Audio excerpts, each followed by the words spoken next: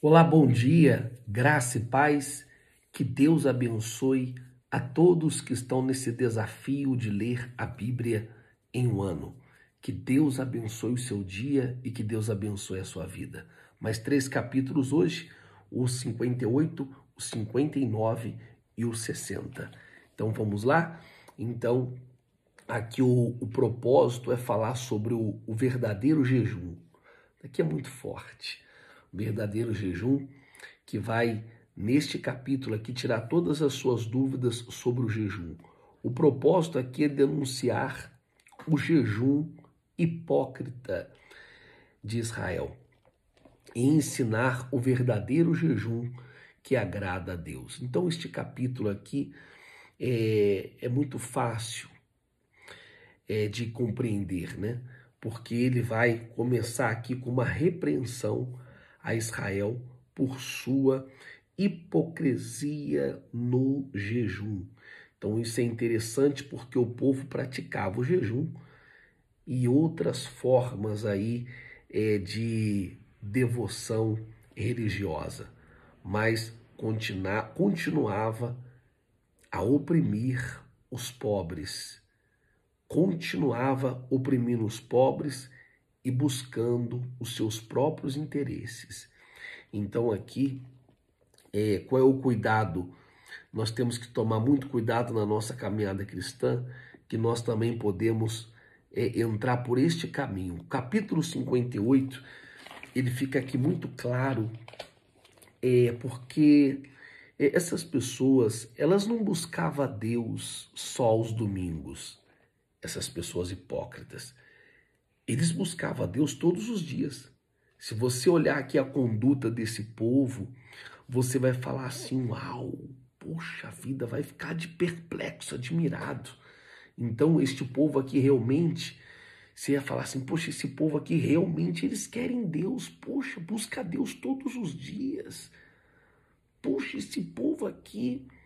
E aí Deus começa a mostrar que eles estão buscando, jejuando, mas a postura deles diariamente mostra totalmente contrário, né? Então, muito cuidado, que nós podemos trilhar um caminho religioso, a gente pode colocar uma carapuça religiosa, mas na verdade o coração continua mal, as atitudes continuam mal, e isso é que nós estamos vendo aqui no o povo buscando a Deus, mas eles permaneciam oprimindo as pessoas, os pobres e vivendo na hipocrisia.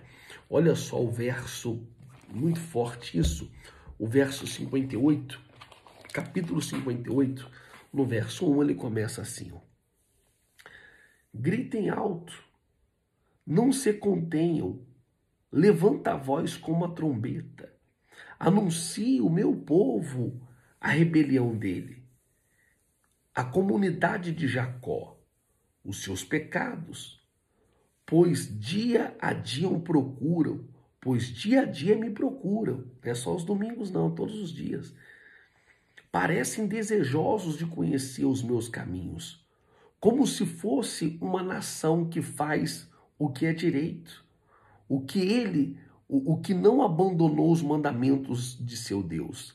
Pedem decisões justas e parecem desejosos de que Deus se aproxime deles. Mas isso tudo era tudo hipocrisia. Então nós temos que tomar muito cuidado para a gente não vestir uma carapuça religiosa. Do verso 6 ao verso 7, Deus aqui define o verdadeiro jejum.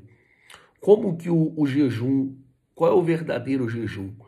É libertar os oprimidos, alimentar os famintos, abrigar os abrigados e vestir os nus. Esse é o verdadeiro jejum, né?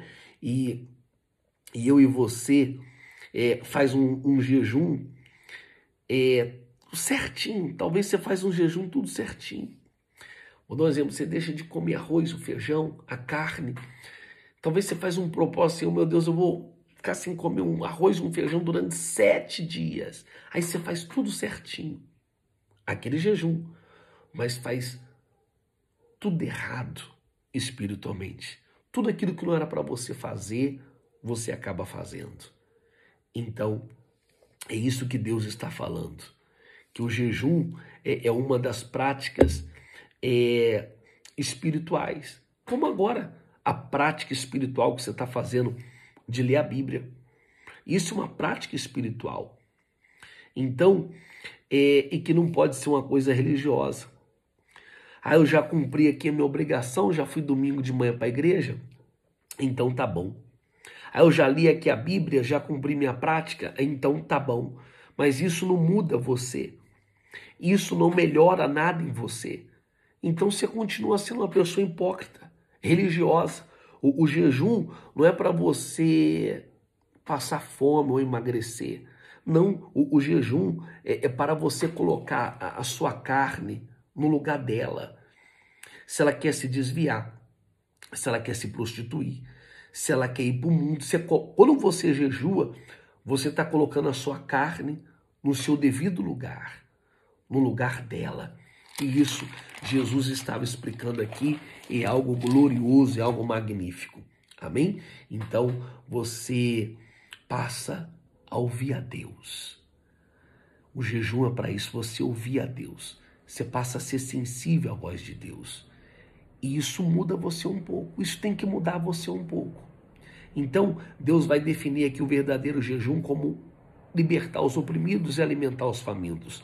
No verso 8 ao verso 12, se o povo seguir essas práticas, Deus promete que ia ser a luz brilhante como o amanhecer, a sua justiça diante deles. E a glória do Senhor será, poxa vida, a sua retaguarda. Se eles fizessem isso de uma forma certa, então Deus falou assim, eu vou ser sua retaguarda. Minha luz vai brilhar como o amanhecer do dia. Então, pastor, tem recompensa aqui para o jejum? Tem recompensa, sim, mas quando a pessoa ela faz o jejum correto.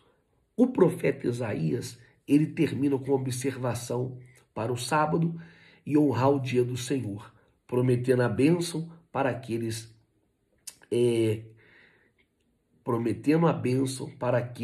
que buscam a Deus. É muito forte. Vamos aqui para... deixa eu ler aqui o verso 6 para vocês. Deixa eu ler aqui, Olha só o que diz aqui o verso 6. O jejum que desejo não é este: soltar as correntes das injustiças, desatar as cordas do jugo, pôr em liberdade os oprimidos e romper todo o jugo. Não é partilhar sua comida com o faminto, abrigar o pobre desamparado, vestir o nu que você encobriu e não recusar ajuda ao próximo. Poxa vida, isso é algo glorioso, né? Então, esta é a verdadeira religião, né? Não só cantar uma música, não é só cantar um hino, mas tratar bem a viúva, o pobre, o necessitado. Jesus, ele deu esse exemplo. Eu tive fome e me destes de comer. Eu estava nu e me destes de vestir.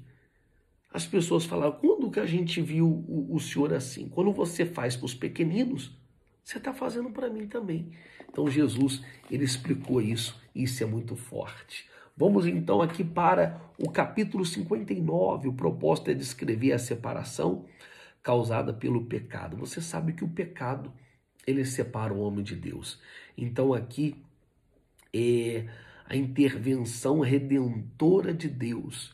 Então ele começa aqui afirmando que o braço do Senhor não está encolhido para que não possa salvar dos pecados do povo. Então, o pecado ele cria uma barreira entre Deus e a pessoa, né? Então, entenda bem, qual é o problema aqui? É o pecado. O pecado nos separa de Deus. Não é Deus que não quer fazer. Não é que Deus, eu não posso fazer. Não, Deus ele pode tudo e todas as coisas. Mas a palavra de Deus é clara. Quando eu e você trilhamos o caminho do pecado, nós nos separamos de Deus. Então, por isso que nós temos que fugir do pecado, da aparência do mal. No verso 3 ao verso 8, o profeta descreve aqui detalhadamente os pecados e as iniquidades de Israel. Aí ele inclui aqui a violência, as mentiras e a injustiça. E é interessante aqui que o nosso olhar para Israel, o nosso olhar para o pecado de Israel é muito forte para a idolatria, que eles pecaram. Ficaram 70 anos na Babilônia, né? Mas nós falamos aqui tanto da idolatria, vamos ouvir Jeremias, quando a gente chegar lá no livro de Jeremias, que um dos motivos não era só a idolatria, era a injustiça social. Aquela pessoa que ganha dinheiro em cima do pobre. Então Deus coloca isso como um pecado, tal como a idolatria. Olha só que coisa extraordinária, coisa magnífica. A Bíblia, ela continua aqui muito forte. Isso é importante você entender esses detalhes aqui que eu estou falando. No capítulo 59, ele vai mudar o tom aqui agora. Ele vem com um tom de confissão coletiva do pecado e reconhecimento da iniquidade, a necessidade da intervenção divina. Então, todas as vezes na Bíblia que a gente ouve aqui falar de uma intervenção coletiva, não é só um, são vários. Muitas pessoas foram com o coração quebrantado, a maioria. Então essas pessoas foram confessar. É uma confissão coletiva. Isso tem muito poder. Então, quando Jonas fez a pregação, as pessoas começaram a orar e jejuar e pedir misericórdia. Então Deus aqui, Isaías, ele continua e Deus vê aqui a intervenção. Deus vê que não há intervenção e ele decide aqui ele mesmo intervir com justiça, vestindo com a armadura para trazer a salvação. Glória a Deus. O verso 16 e o verso 20, Deus busca aqui intervenção, algo que ele se coloca, Deus ele procura uma pessoa para se colocar na brecha, mas ele não encontra. Então ele termina aqui com a promessa que o Espírito do Senhor estará sobre Israel e suas palavras não se apartarão da sua boca. Glória a Deus. Então fala aqui do arrependimento, da reconciliação. O capítulo 60, que é algo também muito glorioso, nós temos aqui o propósito nesse capítulo é proclamar a glória futura de Sião e a traição, né? Muito forte. A traição, e também fala que todas as nações vão ser atraídas para a luz de Deus. Então este tema aqui já foi tratado nos capítulos anteriores que nós lemos, mas ele volta a falar aqui. Então o propósito aqui é proclamar a glória de Deus e a atração das nações para a luz de Deus. Então isso é muito forte. Olha só como que começa aqui o capítulo 60, no verso 1, diz assim, olha só.